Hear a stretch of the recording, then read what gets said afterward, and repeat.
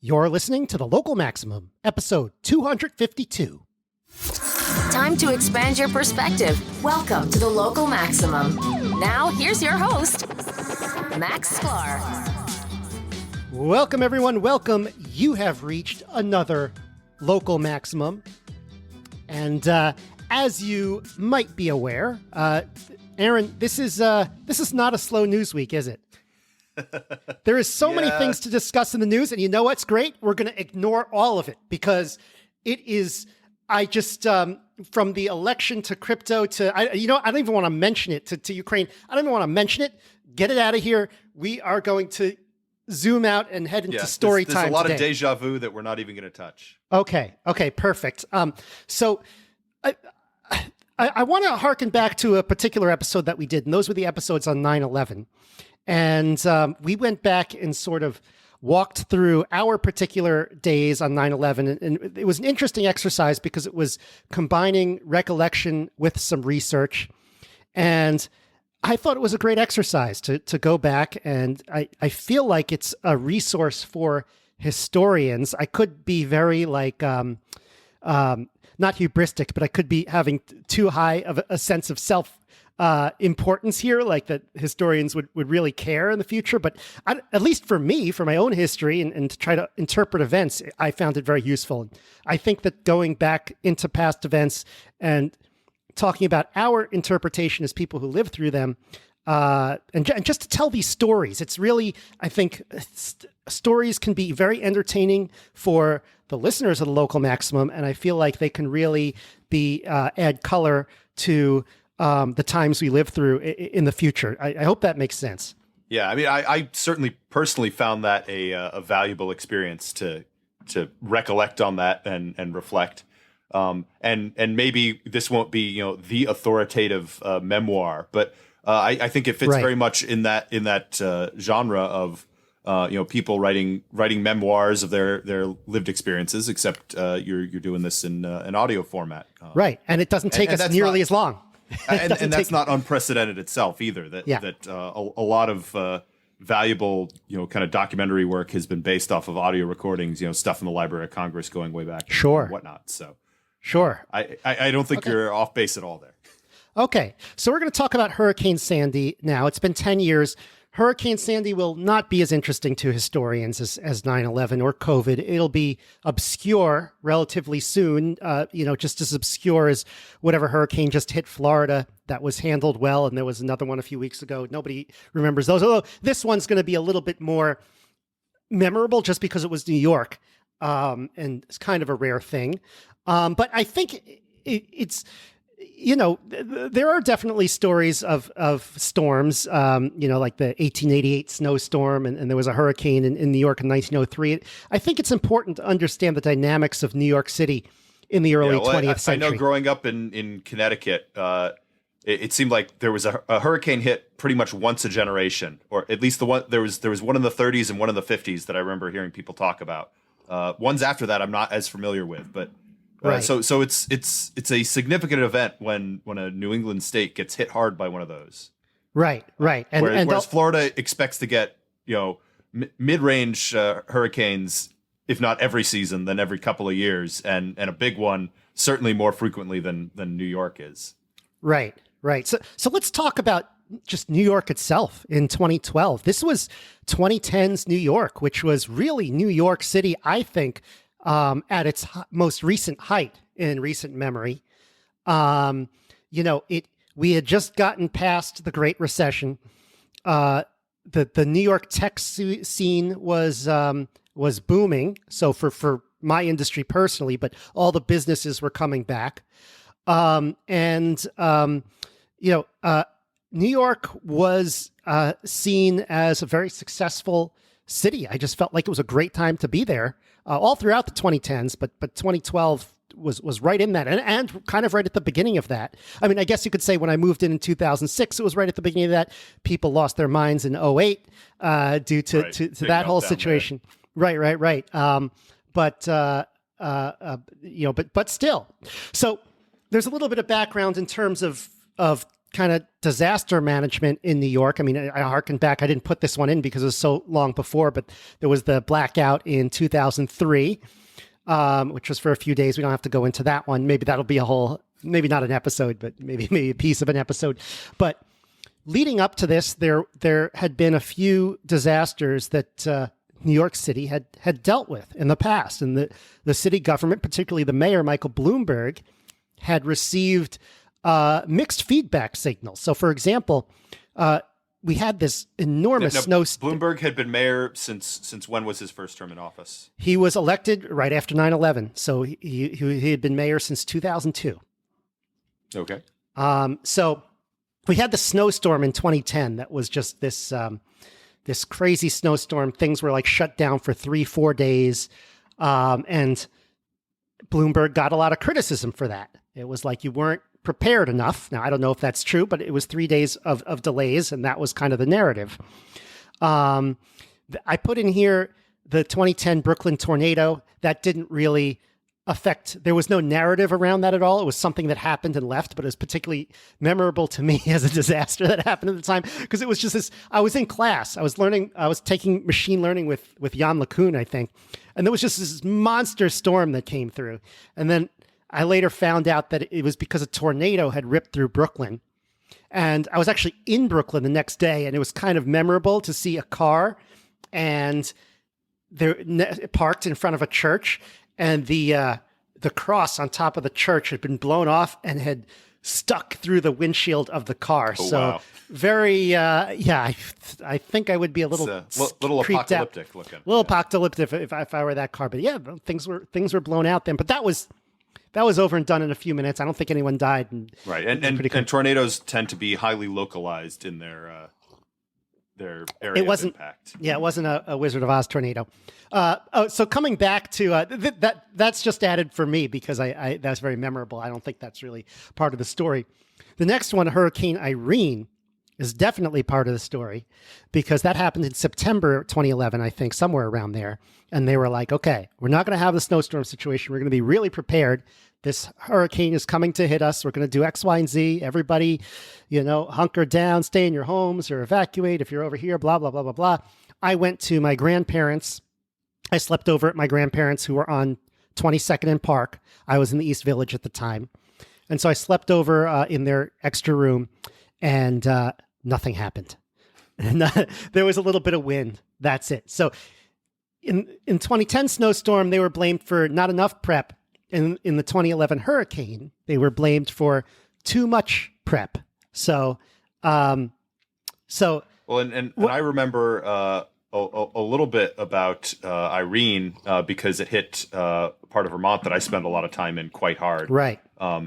And maybe in a different way than even if the equivalent storm had hit parts of New York, because it took out 100-year-old bridges and stretches of 2-lane highway. When I say 2-lane, I mean 1 lane in each direction.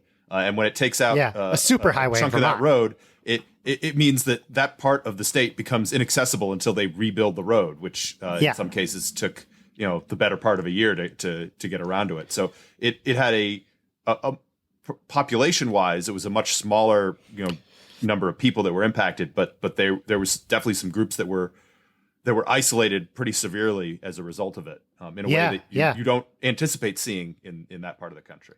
It's difficult to isolate someone in New York City by blocking off a road, unless it's literally like one tree is down on one side of your road and another tree is down on another side of your particular road, and then you're just blocked in. But to get something equivalent, you would have to have like a 9/11 level event where all the bridges are blown and all the tunnels are closed for some reason. Yeah. So let's hope that doesn't happen. So I was having a good year in 2012. Those were good times. May 2011, I started working at Foursquare.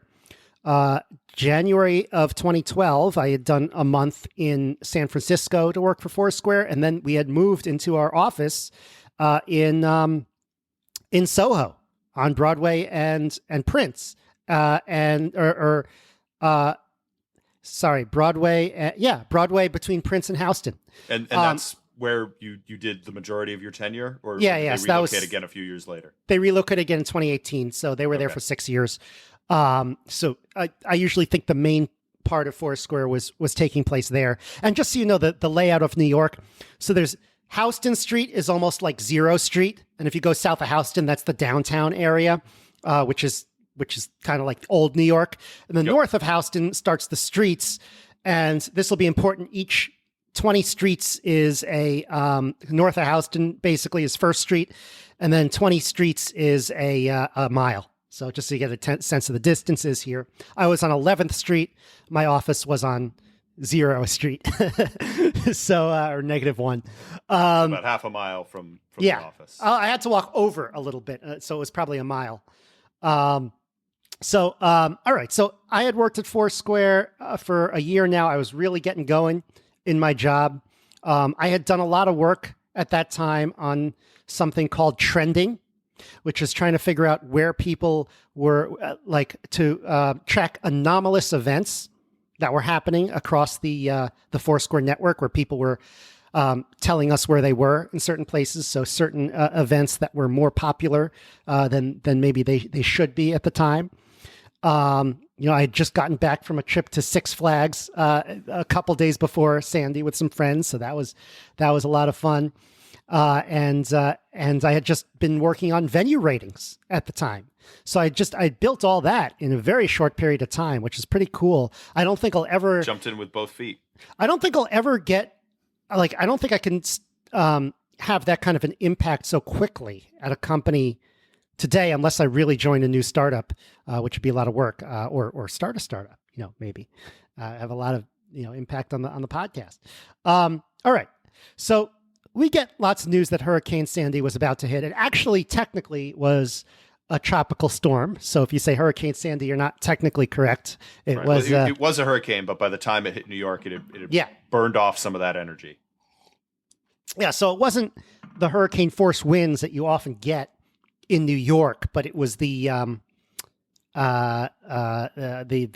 was the storm surge that really got us, the flooding. So let me just take you through my day starting from Sunday all the way till Friday. And hopefully we can get through this very quickly. I'm going to try to make this into a narrative. So Sunday I go downtown, and remember, this is Halloween time. This is pumpkin spice latte week. So I go downtown. If this is the weekend before Halloween, everybody's going to be going to their costume parties. Right. So Sunday I go downtown to Darren's, my cousin Darren's which was in near Battery Park at the time, near the World Trade Center. So that's another, mile and a half south of Houston. It's really at the bottom tip. We did some pumpkin carving there. I believe his pumpkin was carved in a very X-rated picture from the pumpkin carving. So I had a good time with that. And then, as I often did on Sunday, I stopped by at Foursquare headquarters on the way home, because remember, he was at -15, so to speak. The office was at -1, and I was at 11. So I stopped by the office. On the way. Right, and I often used to do that actually in New York, which sounds so foreign today, but I liked it. I would be out and about on Sunday all day, and I'd stop by at the office on Sunday, and I'd do a few tasks in the office, and that way I would be ahead of the game for the week. And that was always really nice. So I went to Foursquare HQ, and Foursquare HQ had a trending board at the time. It was a large TV that was set up in the office, and it essentially displayed the results of my trending algorithm. And as I was walking out, I saw one of the venues that was unusually trending was called Frankenstorm 2012. It came up with 68 people had checked in. Now, you're usually supposed to check into a place, but people decided to make up this made-up place called Frankenstorm 2012. And we often forget. No affiliation with Al Franken. No. We often forget that it was not called Hurricane Sandy, really, until after it hit. It was really called the Frankenstorm. That's what everyone was talking about, because it was a Halloween storm, and that was what the media called it. And it's sort of like, has it been buried by Wikipedia? Like, let me look this up. If I look at Hurricane Sandy on Wikipedia, do they even say yes? So they do say it was mentioned as the Frankenstorm. So, but it's not at the top. It's not like Hurricane Sandy or unofficially referred to as Superstorm Sandy, but doesn't say, comma, unofficially also referred to as the Frankenstorm. But that was basically what people were calling it at the time. So that was interesting. So I was getting hit with it from my own algorithm. So that night, the wind starts to pick up. This is Sunday night already, and it's not going to come till Monday night. I go to Stuyvesant Cove Park. Now, for those of you who don't know the layout of New York, Stuyvesant town is between 14th Street and 23rd Street, and it's on the east side. And so I used to live in there. There are parks in there, and then there are parks on the side of it where you could kind of hang out by the East River, and across the East River you can see, is it Williamsburg or Long Island City on the other side? I mean, you could see both, but you could see into Brooklyn and Queens on the other side of the East River.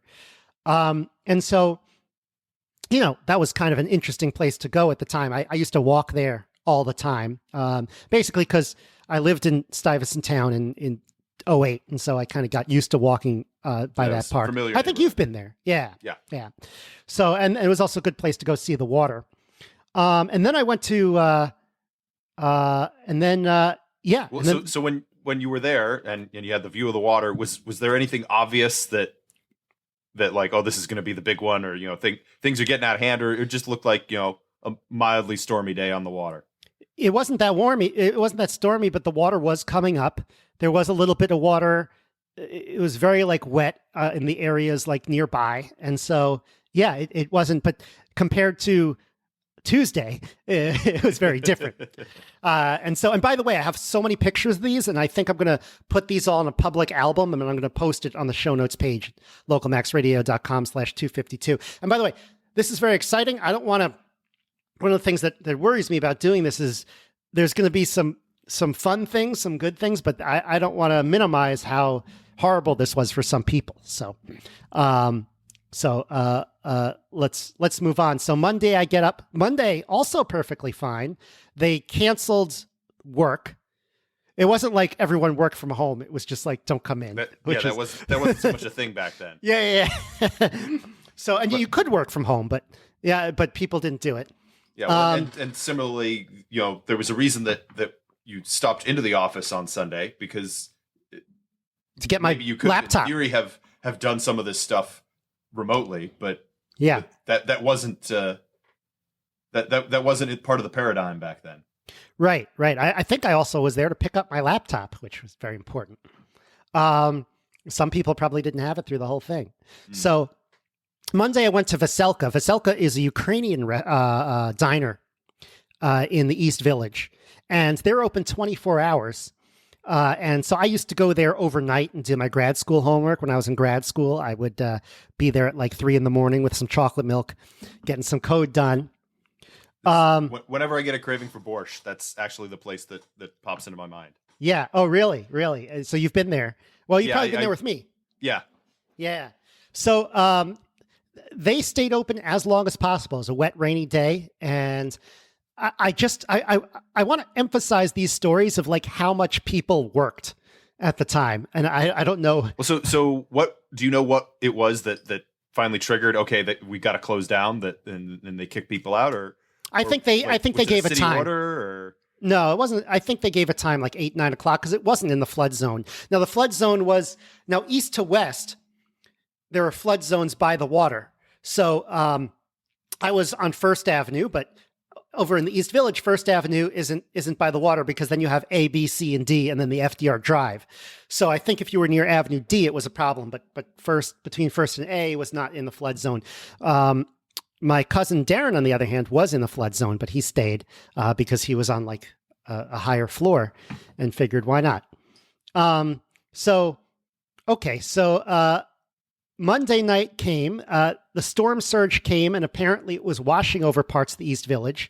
And again, I think it went up to Avenue C. So FDR Drive, Avenue D, Avenue C. It might have just been basements and first floors, but still, you're checking Twitter. Twitter was actually a place where you went to check news, not to get upset. I mean, this is a form of doom scrolling, but it's also not the same flavor of doom scrolling that we do today. People were posting pics and videos of what was going on. And this whole Twitter thing, this whole thing of like, looking at these things in real time, this was a new thing. So it was kind of thing. So I was watching the TV in my apartment. Remember, I had a 1-room apartment in the East Village, tiny apartment. And so there's one little TV there that was like, what was it? A 19-inch maybe. And it was kind of on the wall. So I was watching the TV through the night, which I could see from my bed. They were doing it. I looked outside. It didn't really look like it was storming that hard, or a little bit of wind. But then they say, well, now we're going to cut to Midtown, where a crane has fallen off the top of a super tall building under construction. And basically they had the building there, and the crane was on top finishing it off. And it basically it was vertical, and it went horizontal. And it's literally like dangling in front of the street. So they keep talking about this crane, and it's just dangling off the edge. And so that started looking kind of scary, because that's off the 80th floor. I don't know how 50th floor, how tall this building was, but this is a big Midtown building. And just as they were saying, the crane, then I heard a loud boom and saw a giant flash of green light outside. It looked like green lightning. And then all the power went out, and then my cell phone signal went out. So there's actually a YouTube video of this that's not mine. I don't know if we should play this. It's 1 minute and 26. So I don't know if we could put it in, but I'll link to it here. And it actually looks kind of scary, seeing that thing explode. Like, I don't think it really exploded, but I don't know why it was so bright. Was it a lightning strike, or was it like a transformer exploding or something? Or yeah, because it was by the water. So I don't know what happened. Well, yeah. When you mentioned basements flooding, I was wondering, how much of the utilities and electrical is subterranean, and I'm sure it can withstand a certain amount of flooding. It's got sufficient drainage, but at some point, you would imagine that that's going to start causing shorts. And right. I don't know if that's the exact mechanism at play here, but something took down the power grid. Right. So Tuesday morning, I get up, and for some reason I don't remember, I guess there's no power on, and there was nothing to do, and you don't want to use your phone power, and the phone can't go online anyway. Well, you say at that point you go to sleep. Was there no cell signal at all? Like you couldn't call out to tell anyone anything, or had that came back up quickly on backup? No. Do you No. It didn't come back until the next day. It was complete, communications and power blackout at that point. Actually, you know what? That sounds kind of nice now that I think about it. So Tuesday morning, I get up. The storm was over. The sun was out. No power. So I have no idea what's going on. No idea what's going on. Just imagine that. Like, when was the last time you had that situation where you literally had no idea what was going on, and no way of knowing unless you asked a physical person what was going on? So I go downstairs. I go down my dark stairway, which again, I was in one of those tenement buildings, East Village. What were you built in 1890. The fourth floor? No, first floor. Second floor. Second floor. Okay. Which was kind of ideal, actually. So I go downstairs this dark stairway, exit the building, and then I look around. I see people walking around. I try to figure out what's going on. Who do I ask? I walk around the neighborhood a few times, lots of down branches, and you'll see some of the pictures if you go onto the website. Someone had set up a battery-powered radio on a car. And so that's the technology that got us through this. So we were listening to that. And it was Bloomberg giving updates. Why don't I play this, and we'll clip it in, and then we'll talk about it, because this is 42 seconds, all right? All right, let's go. The steam system can be restored fairly soon. I spoke to Con Ed CEO Kevin Bergdorf. Any assistance that we can provide, we will talk to him again later on. But I think it is fair to say that you should expect, given the extent of the damage, power may be out in lots of places for 2 or 3 days, and maybe look at the reaction. A little longer than that. There is extensive flooding in all under-river subway tunnels. You see the Con Ed trucks in the back. Trains are typically stored, also flooded, and I think that shows the wisdom of Joe Lota in moving trains out of there to higher ground. I don't think there was any damage done to the buildings. Okay, so you see, first of all, that you see New Yorkers at the time, it's just like, man, people were so much chiller back then. That's all I could say. And people were kind of gathering around the radio. It was kind of cool. And so, yes, there was Bloomberg. He was giving us updates on Con Ed. He was giving us updates on the subway system. Interestingly, he mentioned Joe Lhota, who was the head of the MTA, who ended up running for mayor in 2013, just the next year. And then he said power will be off for a few days, and people are like, "Oh my God!" So, it's kind of like you. Have you ever seen a zombie movie and then you don't know what's going on, and then someone says, "I hear they have ammunition in this other town, and they're gathering to fight back. You better make it up there," something like that. So it's kind of like that, where there's a rumor they have power uptown. You better go up there, So I was thinking about. So I started to make my way uptown. So, now, did you have a particular destination in mind, like a person or place you were going, or just going to see what was up? Well, my first line was to inspect the neighborhood. Then I was going to visit my grandparents and see how they were doing. So I walked east first to the river because I had to see this. And then as I went to the river, my cell signal came back. So I saw the FDR Drive flooded out. The entire that highway, which is a very harrowing highway to drive on. I don't know if you ever driven it. It's white knuckle the whole time. That's why even though driving from New York to Connecticut was 1 hour, and driving here to Connecticut is 3 hours where my family is, it was a much more exhausting 1 hour. Excuse me. So then I saw cars spewed in a variety of different angles, water damage. It's like the water had picked up the cars and they had crashed into each other. So I got up to Stuyvesant Town, back to Stuyvesant Cove Park, and I have this great picture. And there was a rainbow going from the water into the buildings, almost leaping into the buildings in Midtown. So that was a cool part of that. So next I was like, all right, my grandparents, my grandfather was getting very old at that time. He passed away, I think, a little over a year later. So I better go check on them. They're in 22nd and Park. So I was already in around 20th Street or 18th at Stuyvesant Cove, but I just had to walk all the way into Park Avenue. And I had my work computer with me too, because I also heard that some people were working at a hotel in Midtown. People were just going in there to work. So that was pretty cool. So like they'd gotten some rooms, or they were just like camped out in the lobby? The lobby. Yeah. So I'll get to that in a bit. So power was out still at my grandparents', 22nd and Park. So I walked up to there. So how had you gotten that rumor about work? Was that after that dropped in when you got phone signal over by the FDR? Right. I was able to check my email. Yeah. So I walked up 20 flights of stairs to get to my grandparents, and in the dark too. I have video of that.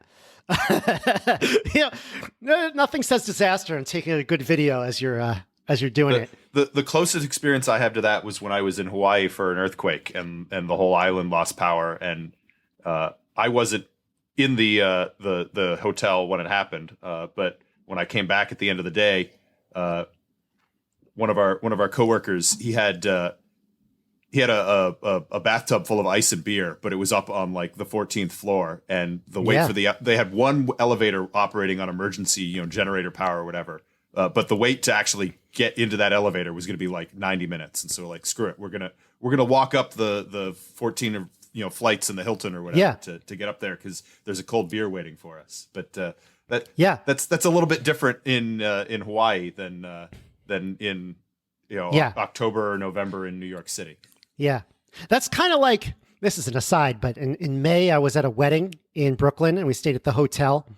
And sometimes the elevators like either were not working or like too crowded because there were too many people getting in. And so I had to take the stairs twice. But the first time I was in a bathing suit, and the second time I was in like a tuxedo and nice shoes. And it was like I'm never in ideal stair climbing clothes when I'm climbing the stairs. However. Yeah. So in this case, it was my shoes were comfortable, but I had my backpack with all my stuff in it. So I was sore, but I was happy to do it. And it was good to see that my grandparents had other visitors. My uncle was there. Had you come up there with the intent of like, I'm going to crash with them for a couple of days? Or no, it was you like were just to see Okay, if there was anything they needed. You didn't have like all your belongings on your back. No. I was just trying to see if they had anything needed. I was quite comfortable in the East Village, to be honest. Yeah. The problem they were having that I didn't have, we both didn't have power. Their water didn't work because I guess the water pump, you need the water pump to get it up that high or something. So, and for some reason, my second floor apartment, the water worked. I don't know how water works in the city. It just magically appears. So, I don't know who has water towers and who has water pumps and all that. Well, so now were any of the businesses in your neighborhood open? Well, so we'll get to that in a little bit. Okay. Yes. Because I was going to say, I guess, and with the power out, I can't imagine you had a very thoroughly stocked kitchen. And even if you did, anything in the fridge is got a pretty short half-life on it when the power goes out. Yeah. So I was still inspecting what was going on. No, I was single in the East Village. My kitchen had nothing. All right. So I walked back down. You got to your grandparents. Yeah. So then that work email said people were working in a hotel in Midtown. So I walked over there to 49th Street from 23rd. So remember, 20 streets in a mile. And then as I looked to my left, I saw the crane hanging off of the building. And then I went inside and turned on my laptop. Well, now the way the crane was hanging, was it? Yeah. Was it clear that like it had done all the falling it was going to do, or was there a concern like it could fall the rest of the way and that could be a problem? I mean, if I were just looking at it, eyeballing it, I'd be like, yeah, I'm concerned. But I'm sure they blocked off the street.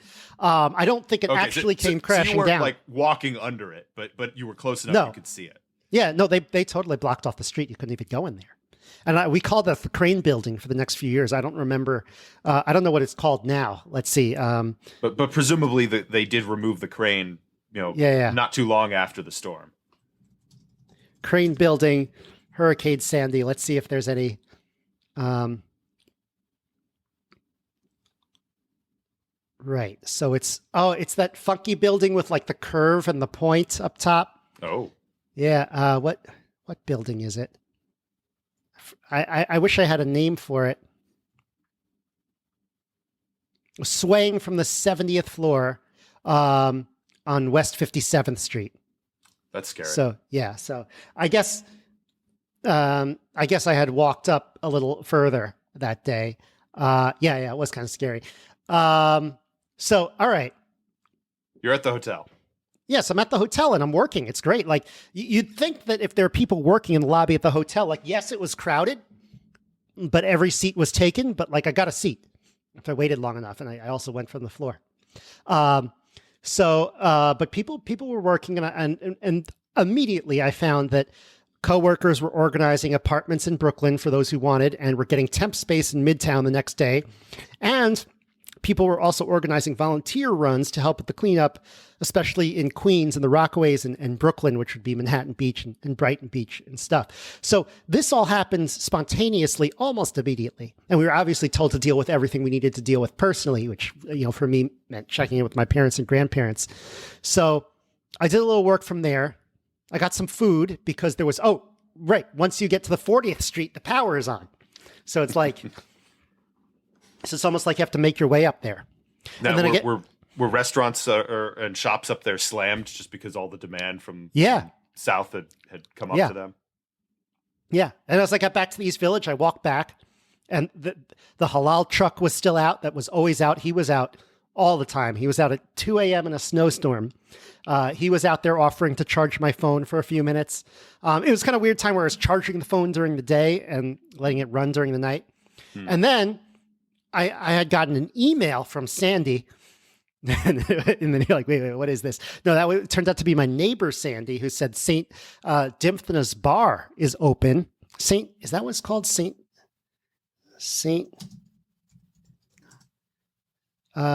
Dimphna Bar. Yeah. Okay. So they were basically doing a candlelight bar. Huh. And so So this was still in the blackout zone. Yeah, 117 Avenue A in the East Village. And they were serving some food, basically brought down by trucks, and or they brought down a truck and did the tap still work, or was this a purely a bottled beverage situation? Yeah, I think it was a bottled beverage situation. Yeah, so that was pretty cool, and it was just like people hanging out and chatting about what they were up to, and like just talking. You could talk to strangers and stuff, which was great. Again, another and you were talking another contrast to today, which I so think this was is in 2012, right? Right. So this was well into the smartphone realm, right? When you were talking about charge your phone during the day and let it run all night, I'm just thinking that I could have gotten away with that back in my flip phone days, but it's been a long time since I've had a phone that could go a whole day without needing a charge. Right. yeah. I guess so. I guess now that I moved out here in New Hampshire, I forgot because I'm either at home or my phone is charging in the car, which makes things a lot easier. In New York, you're always worried about that. I was always running out of charge by the end of the day in New York. All right, so October 31st, Halloween day, although it wasn't much of a Halloween. I go outside and they've already set up a makeshift cell tower in the building next door, and you see the line going down to a machine on the ground, and there's literally someone in a vehicle there watching it all day. So they were up with that fast, and there were Con Ed crews everywhere. Bloomberg announced that all buses would be free because people need to get around. So economics did its work, and people started swarming the buses. Free ride, woohoo! So I tried to get a ride uptown to where I was going to work, but it turned out I would have to knock out some senior citizens in Canes in order to do that. And I was not willing to do that. So I walked once again with my backpack up to the 20s to my grandparents, 20 flights up in the dark, brought some groceries up, 20 flights down in the dark. Then I walked to the 50s to the Time Life building, which is where our makeshift office was, also near the Crane building for a temp workspace. And we actually got a lot of work done. Dennis Crowley, who's been on this podcast, was there. There were maybe 15 people in the room, and everyone was sharing what they were doing, which is like stuff, because it was people from different kind of areas of the company. It was like a 100-person company. So it was kind of a random cross section of 15 people who happened to also live in Manhattan and were able to get there. And so you kind of learn stuff you normally didn't see. And there was a little costume party. Some people are really into their costumes, which, as I said before, I am just not really. But there were some costumes and a birthday cake. So that was that was a very productive time. I got dinner with a friend in Times Square later, and then after it was late, I walked back through, quote, dark New York, as we started to call it. Now, like dark 40th Street. This has been what, two days now, right, at this point. Yeah, with no power in at least that zone. Were there concerns about like looting or unrest or anything like that? No. So no reports of looting whatsoever. I could be overstating it, but this is really how it felt living through it. Yeah. Everyone was helping each other out. Like, people were driving down there.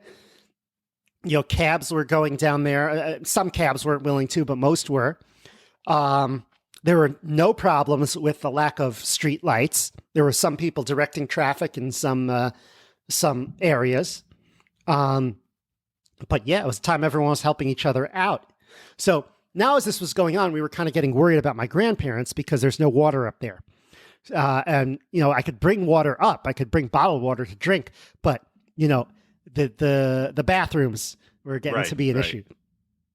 So we started scrambling to find them a hotel. And they weren't about to come up and down the 20 flights of stairs. No, my grandfather couldn't. Yeah. My grandfather couldn't. And I assume were the elevators running? Walk. No power. Okay, so they were also in the blackout zone.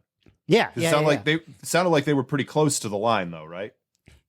22nd Street to 40th Street. It's still almost a mile. 40th. No, okay, yeah. That's a ways. Never mind. Yeah. So and my grandfather couldn't really walk at that time.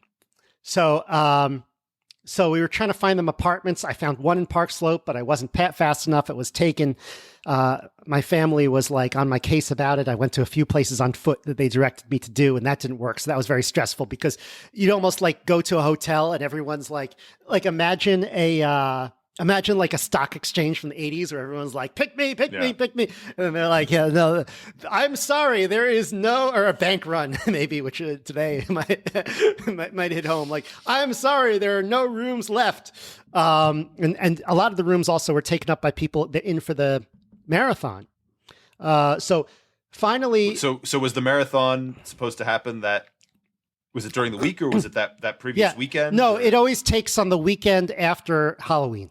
Okay, so they were in town early for the marathon, or leading up to it. Yeah, and some of them like shared their apartments. And at this point, had the marathon been canceled, or were they planning to go ahead with it? It hadn't been canceled yet. It eventually gets canceled, but that is a spoiler, Aaron. So all right. So finally, we got them a hotel in Danbury, Connecticut, and the paramedics came and they carried my grandfather down on a chair, 20 flights of stairs. To get them out. So that's a workout. That was pretty incredible. Yeah. So I'm working uptown. This day repeats a couple more times. We're getting to the end of my personal experience, and then we're going to kind of zoom out a little bit, and because this almost sounds kind of fun as I'm talking, as I'm remembering it, but you have to remember for other people, it really wasn't fun. But this part's going to be a little fun. Okay. So you ready?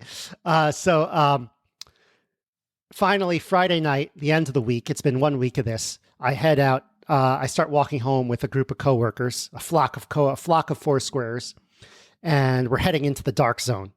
So we head into the dark zone to go home. And fortunately, that was so easy. I'd walked it. I knew these streets like with my eyes closed, literally. I didn't have to see anything because I knew where everything was. I'd been walking these streets for so long. And somewhere in the low 30s, maybe like 33rd Street or something, all of a sudden I hear a big, it's the opposite of the big boom. I heard a big click, and then a giant light came on. And that light, and I turned around, and that light read Dunkin' Donuts. And all of a sudden, all of the other lights, one by one on the street, started to come on. First one side and the other side. And then you started hearing cheers from the bars and the windows. And then someone blasted out of their window that song,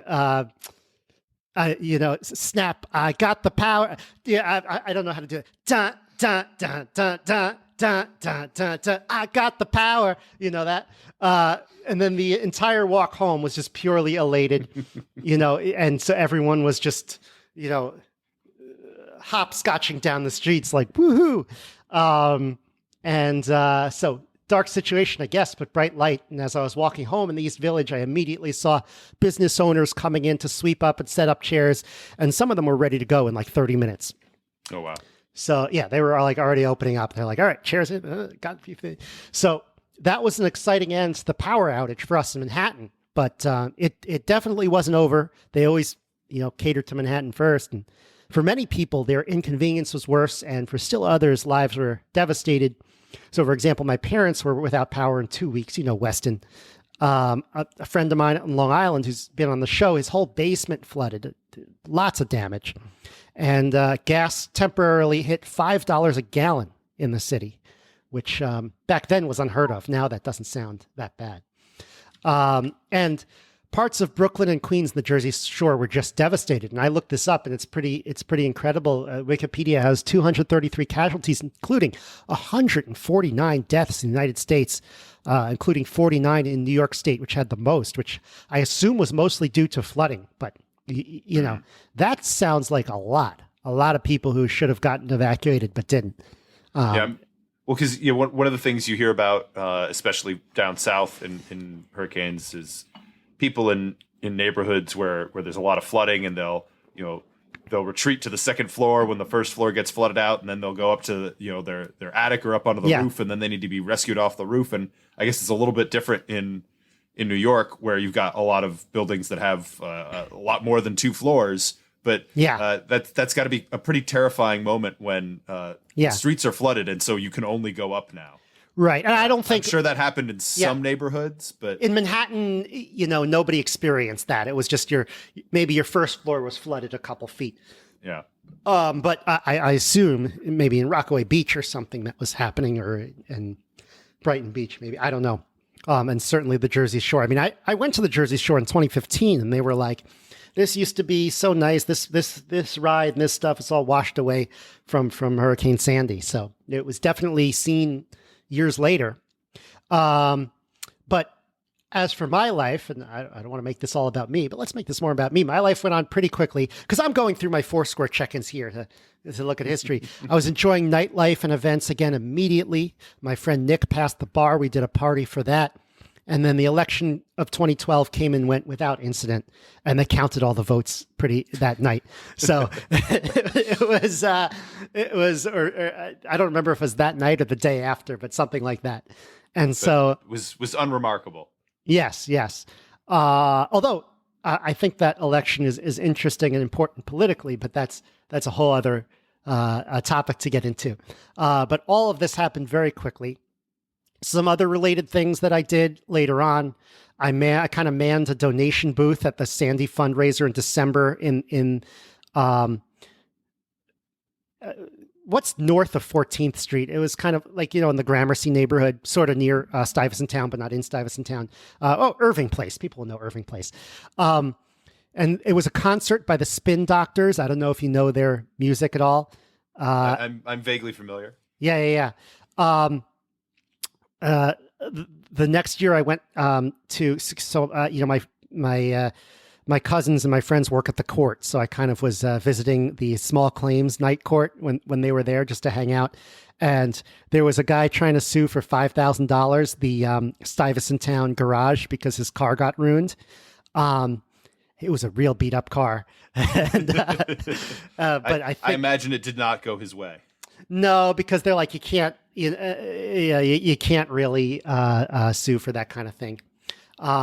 And this is an interesting fact. According to Wikipedia, a baby boom was reported in New Jersey 9 months later.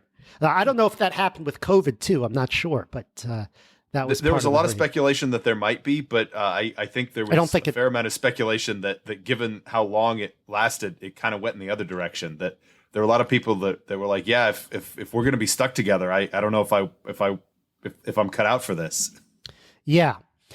So this is where I think looking at this event from 2022 kind of colors how we think of it. Hurricane Sandy was a natural disaster, wrecked lives. New York is not used to this type of storm, but still, we collectively, I'm not saying but we collectively handled it very well. Again, no looting. Society was orderly. People helped out each other readily, and we were just pouncing to volunteer and get back to work again when all was said and done. So for me, this set the bar for like disaster management and how you're expected to behave. It was kind of the idea that New Yorkers would come together. And unfortunately, this made me totally unprepared emotionally for what life would be like in New York City during the COVID lockdowns, followed by the the civil unrest. It unrest. Sounds like it had a lot of echoes of the 9/11 experience. Obviously, the threat is the wrong term, but the impact was much more diffuse here. Right. It wasn't isolated to ground zero. It was the whole city was impacted, some parts more than others. I think in 2012, New Yorkers still remembered 9/11. Yeah, 9/11 was still. People rushed I mean, to help we others. Still remember it, and they were supportive, and it was a communal response in a way that did not feel the same more recently. Yeah. Well, I mean, think about it. If you're in the East Village and you're 26 years old and it's 2012, you remember 9/11. But if you're 26-year-old today or during COVID, you don't remember. You don't really, maybe you were alive during 9/11, you remember, but it's not really in your consciousness. Right. So it's not the same type of touch point. Yeah. Yeah. So that might have been, that might have been part of the story here. And I think it's also just the social cycles that we're in.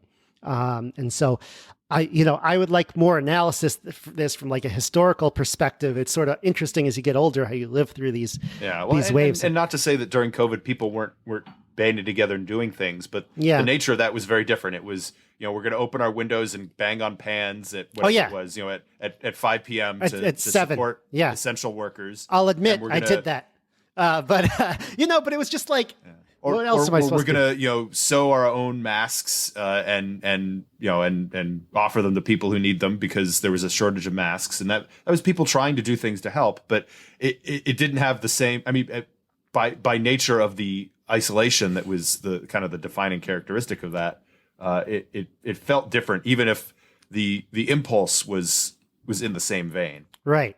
Right. Oh, I also forgot to mention, like, the mayor had to cancel. They tried to have the marathon after the hurricane, but ultimately they had to cancel it. It was too much cleanup to do in too little time, and so that's also was an echo. That like the first cancellation of the marathon ever? Yes, the first of several. So the next cancellation would happen 8 years later in 2020, and even 2021's marathon was like lame.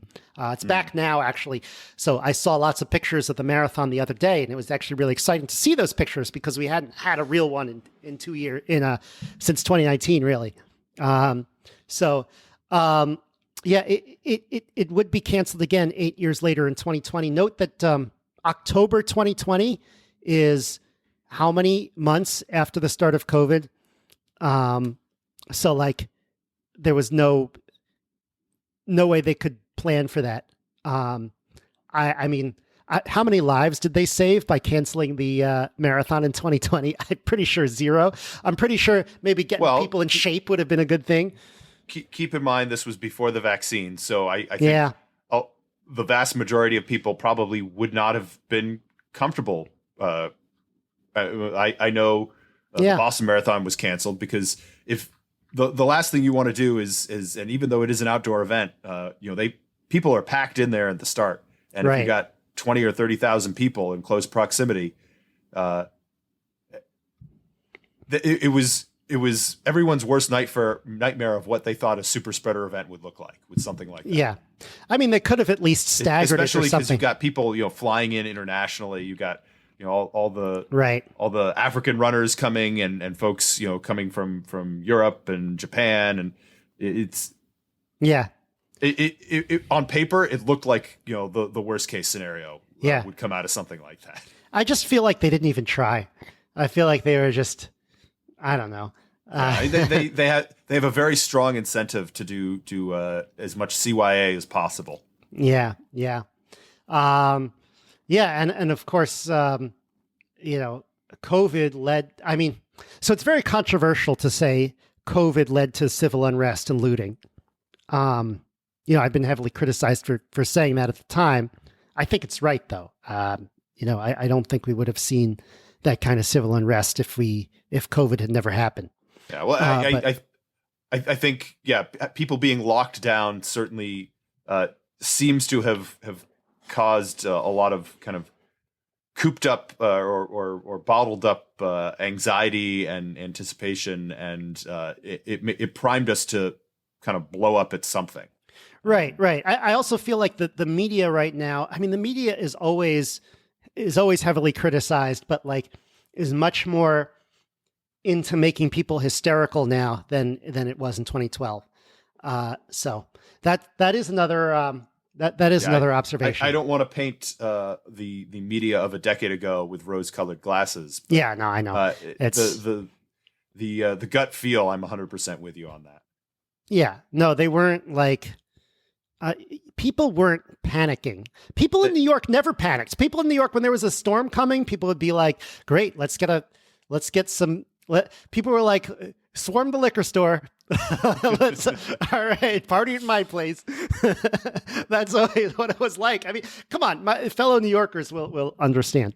Yeah, and you said at the beginning that this it technically wasn't a hurricane when it hit anymore. It was a tropical storm. I remember in Connecticut, a tropical storm was coming, and so we thought, well, that's a great excuse. We'll catch the tail end of it. It's the best time to go out sailing on Long Island Sound because you'll never get waves that big or that much wind, and it was probably a real stupid idea to do that. Yeah. But, a little thrill seeking, and people would go out and do that. And so it's a tropical storm. It wasn't nothing, but it wasn't like the end of the world. At least that's not how we thought of it. Right.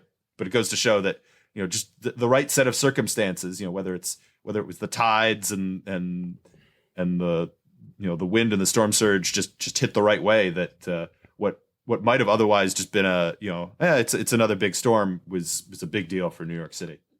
Right. And then we had kind of uninterrupted. We had no disasters until COVID. So that was a big chunk of time. Certainly nothing on that scale. Yeah. Yeah. It was a big chunk of time with nothing, and the city just seemingly to keep getting better and better, at least for the first few years after that.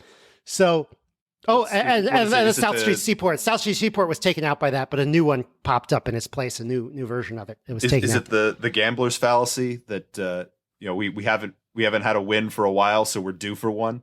Or we haven't had a lose for a while. You go long enough without a major disaster, and you're due. I know that's not the way it actually works, but because and I don't know if Sandy actually counted as like 100-year storm or not, but that's frequently the terminology they use for some of those types of things. Yeah.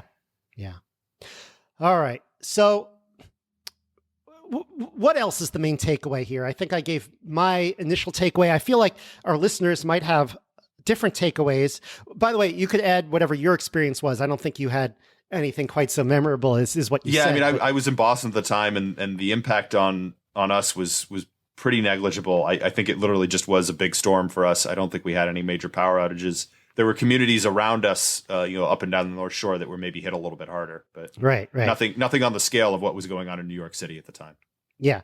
So what do you think? This might be, I feel like I might have already answered this, but what is the headline in this story if we're explaining this to people, in the future? What is the,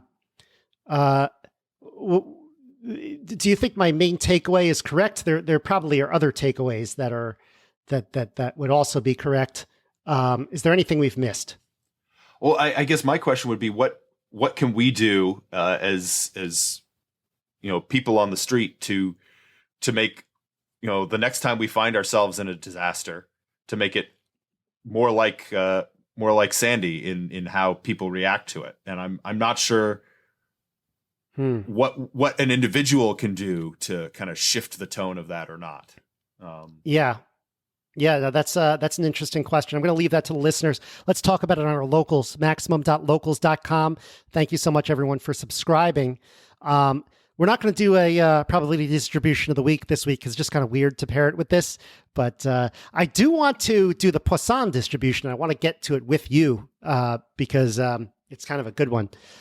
So maybe we'll do that next time. All right. Any last thoughts before we head out? No, I think you painted a vivid picture of what it was like to be there. Okay, I think we've covered it as well. I'm going to try to get the pictures together and put it on localmaxradio.com/252. Have a great week, everyone.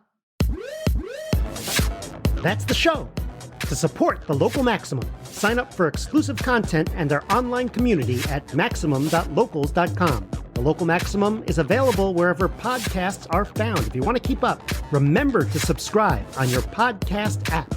Also, check out the website with show notes and additional materials at localmaxradio.com.